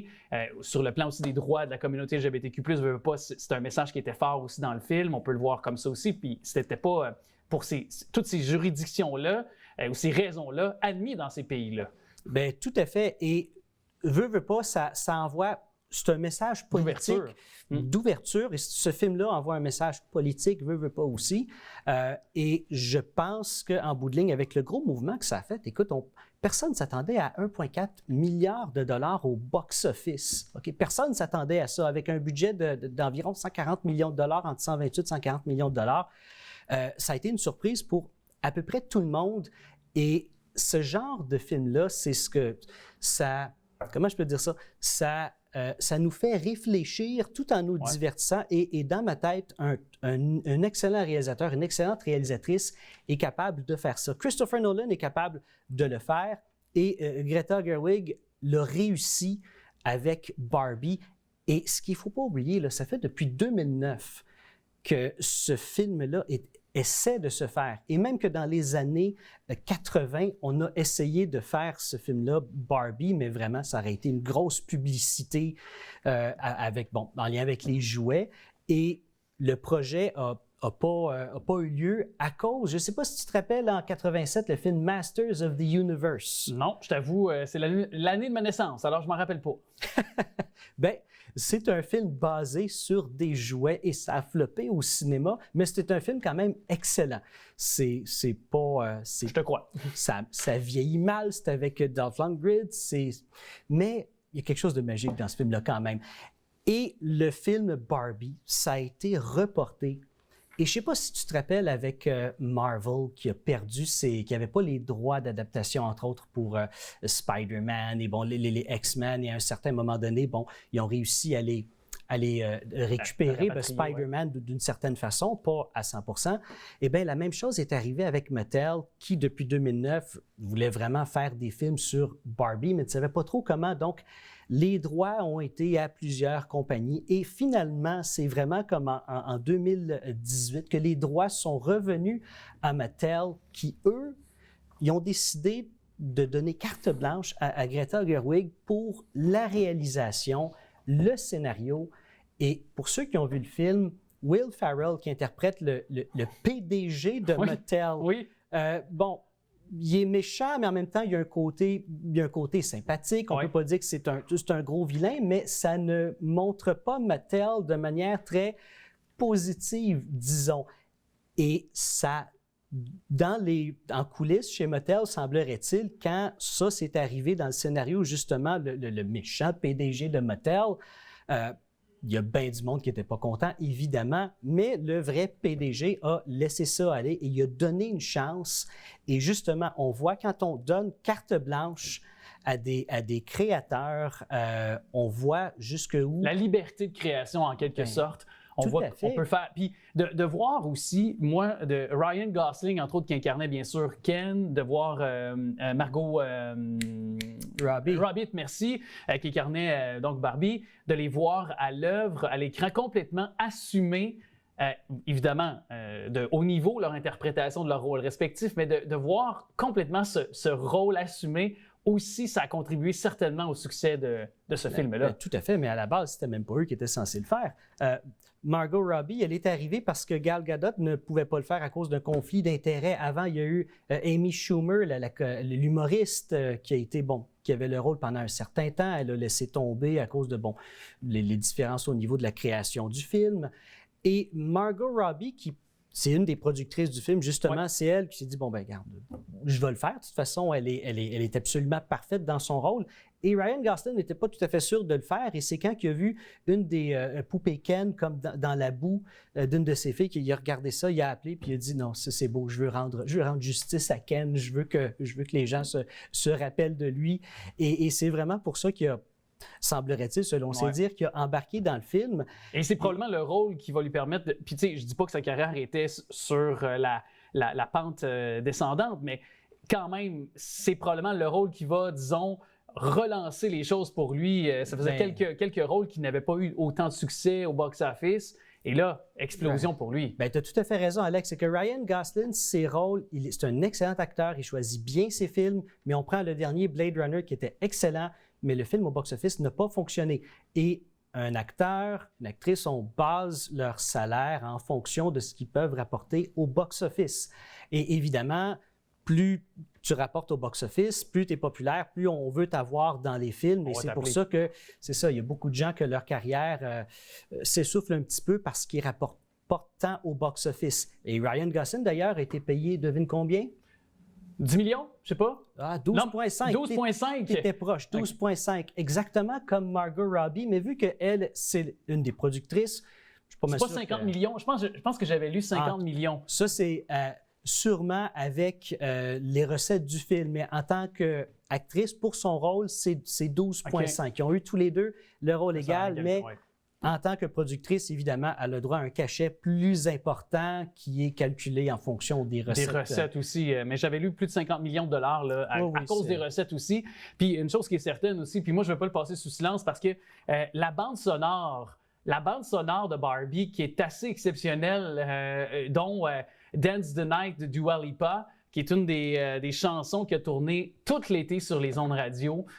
On a vu et revu, et j'ai bien aimé pour le brin de nostalgie en moi, la chanson de Aqua, Barbie Girl. Ah, ça me déçoit tellement, Alex, parce que Barbie Girl apparaît un petit peu dans la bande-annonce, mais pas dans le film. Pas dans le film, mais était sur la trame sonore, par exemple. Oui. C'est ça. Et ça me déçoit tellement parce que on va être d'accord sur une chose, la chanson de Barbie Girl, c'est un chef-d'œuvre. Ça équivaut Je sais. Ça équivaut à Hey Jude des Beatles. Je pense qu'on est d'accord. Et même plus. Oh, oui. Et même plus, Alex. Moi, je pense que oui. Et je pense qu'on devrait faire comme les Beatles, c'est-à-dire, dans quelques années, si la chanteuse, malheureusement, décède, on devrait retravailler avec l'intelligence artificielle, relancer le tout. Je pense qu'on devrait faire ça. C'est un chef-d'œuvre.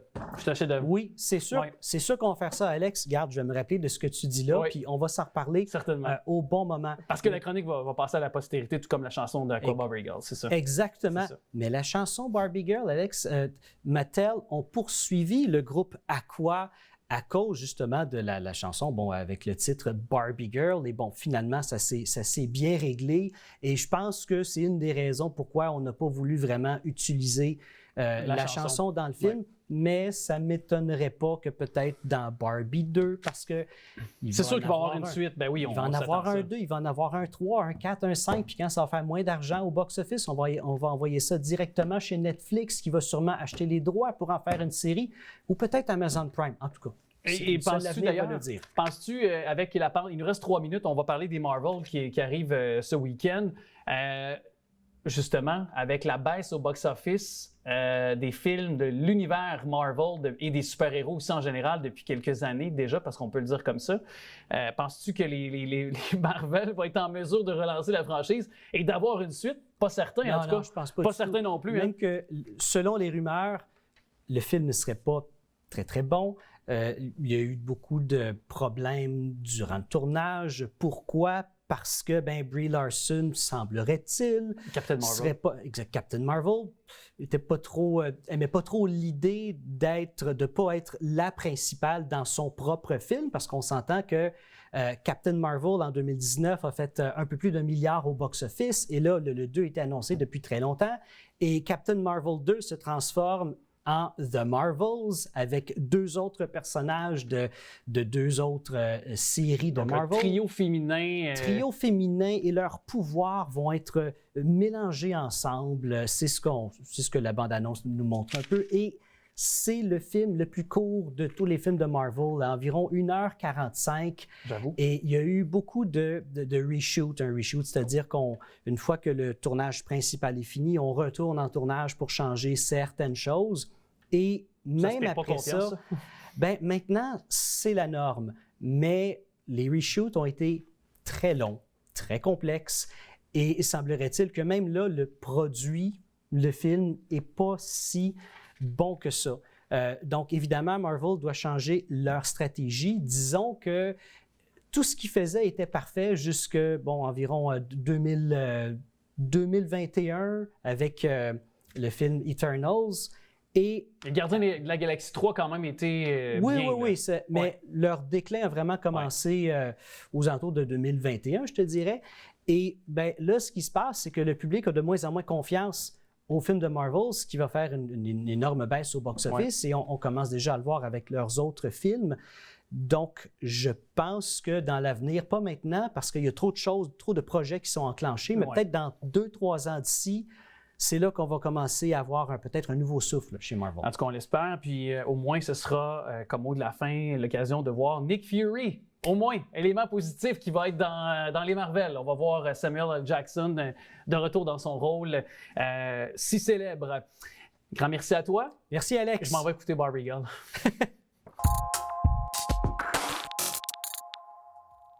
Je prends un petit moment avant la conclusion de cette émission pour saluer de près ou de loin tous ceux qui ont connu ou qui sont toujours dans l'armée canadienne.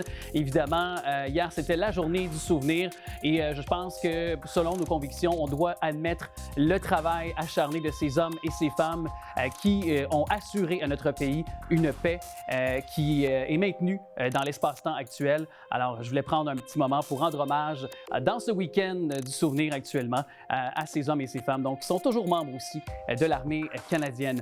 Je veux remercier aussi les artisans de cette émission, Jacques, Alain à la réalisation, Sophie, Yannick, Lucette, aussi il y a Normand qui travaille avec nous, Daniel aussi, merci de ta précieuse collaboration et contribution à cette émission.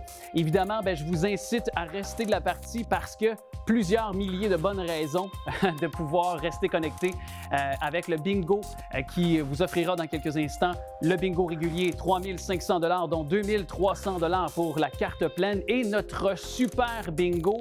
Au total, 4 lots qui pourraient vous donner jusqu'à 4 000 $ dans vos poches. Je vous dis à très bientôt. Salut!